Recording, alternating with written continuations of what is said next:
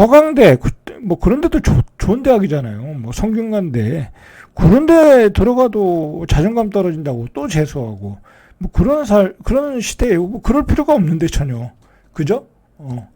자기 나름대로 행복을 찾아서 살아야 되는데, 이렇게 살다 보니까, 인생이 다 불행해지는 거예요, 불행해지는 거.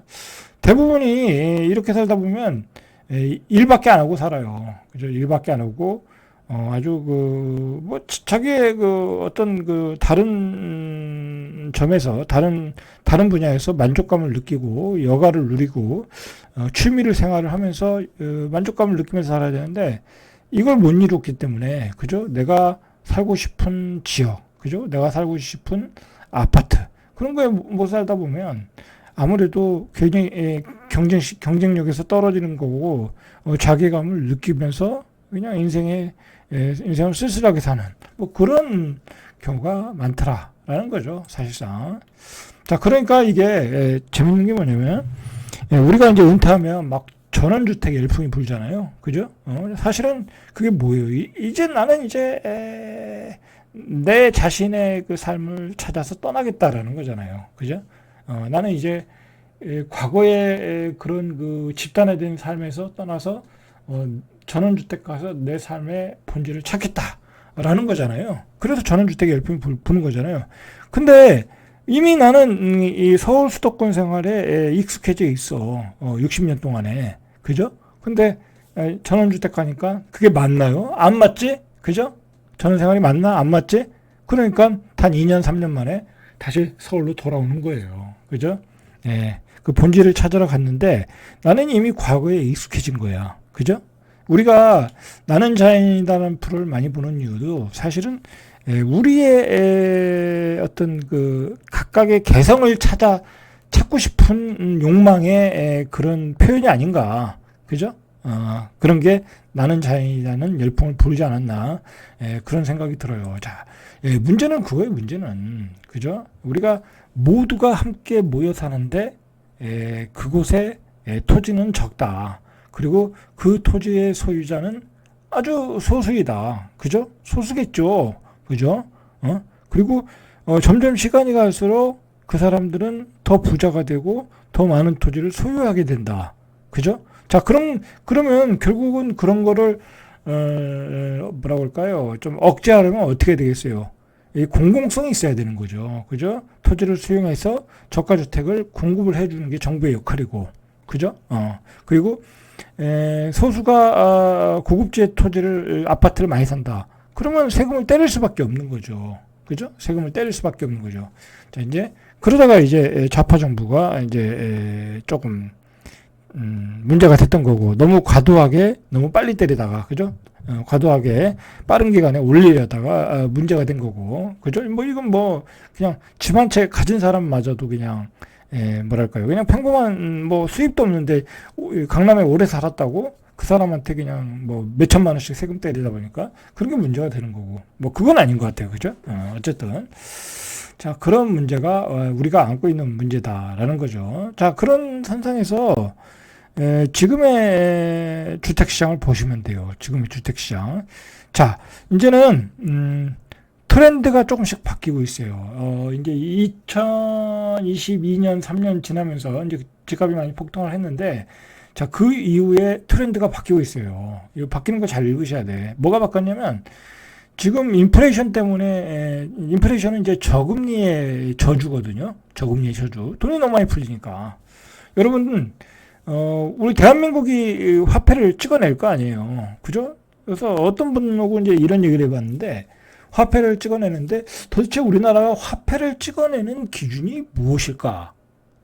그죠? 저도 생각을 해보니까 모르겠더라고요.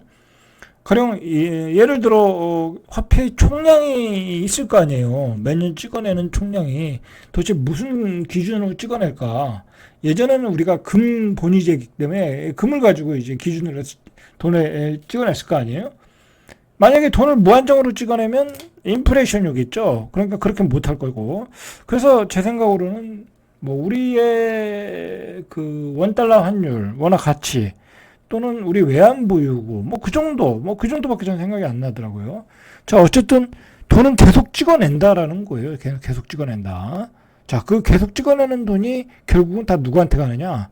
결국은 부자들한테 가는 거예요. 왜냐하면 부자들은 이 돈을 운영할 수 있는 돈들이 많잖아요. 주식이나 부동산에서. 그죠? 그렇게 해서 돈이 오히려 더 부자들한테 쏠리는 상으로 갈 수밖에 없다라는 거죠. 그런 와중에서 요즘 또 악재가 그 인플레이션 때문에 분양 가격이 폭등하잖아요. 그죠? 분양 가격이 폭등하고 이제 뭐 서민들이 집을 살 수가 없는 상황이에요. 지방도 이제 못 사요. 뭐 최저가가 5억, 그죠? 아주 입지가 떨어지는데, 그 다음에 입지가 조금 B급이면 7억, 아주 좋으면 9억, 10억이란 말이에요. 지방은 평균이 3억 원짜리이기 때문에 사지 못해요. 지방도 이미 분양 포기 사태로 가고 있고, 서울도 12억, 13억 계속 올라가요. 계속 올라가. 그저께 홍대 3구역이 14억 5천, 그죠? 거기까지 올라갔어요. 자, 그것마저 완판이 되면 뭐 이제 집을 사는 건 다 포기해야 돼. 그죠? 이제 그렇게 되는 거예요. 자, 그러다 보니까 이 반대급부에서 무슨 현상이 나왔어요. 그 집을 못 사는 사람들을 위로를 해줘야 될 거 아니야. 그죠? 그 사람들이 위안을 거리를 찾아야 되잖아요. 그래서 폭락론이 나온 거예요. 여러분들. 폭락론이 나올 수밖에 없는 어떤 사회적 배경이 바로 그거예요. 그런 걸 아셔야 돼.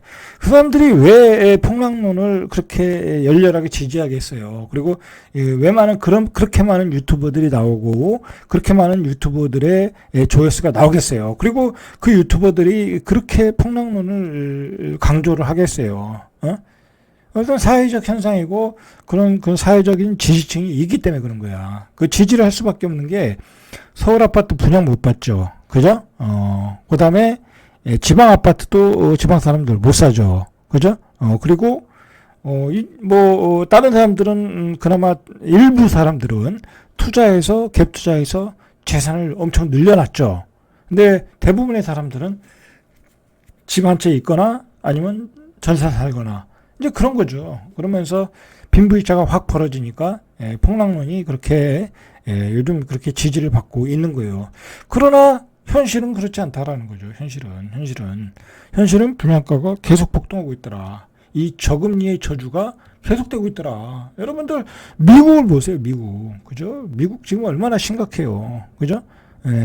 금리를 내려야 되는데 금리를 못 내리고 있잖아요. 그러니까 돈의 융성이 계속 풍부하다라는 얘기야.